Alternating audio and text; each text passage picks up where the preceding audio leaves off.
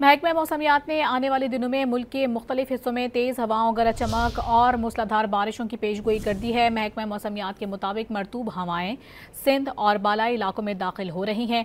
20 जुलाई से मजीद शिद्दत इख्तियार करेंगी, जबकि 21 जुलाई से मगरिबी हवाओं का सिलसिला मुल्क के बालाई इलाकों में दाखिल होने का इम्कान है। महकमा मौसमियात की जानिब से जारी करदा एडवाइजरी में बताया गया है कि 18 से 20 जुलाई के दौरान थरपारकर, उमरकोट, मीरपुर खास और हैदराबाद में बारिश मुतवक्के है, जबकि कराची, जैकबाबाद और सक्खर समेत दीगर इलाकों में भी बादल बरसने की पेशगोई की गई है।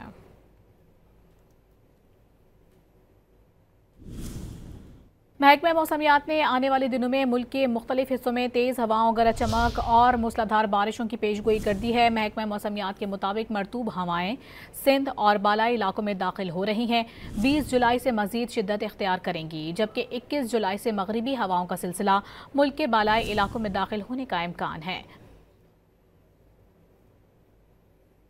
महकमा मौसमियात की जानिब से जारी करदा एडवाइजरी में बताया गया है कि 18 से 20 जुलाई के दौरान थरपारकर, उमरकोट, मीरपुर खास और हैदराबाद में बारिश मुतवक्के है, जबकि कराची, जैकबाबाद और सक्खर समेत दीगर इलाकों में भी बादल बरसने की पेशगोई की गई है।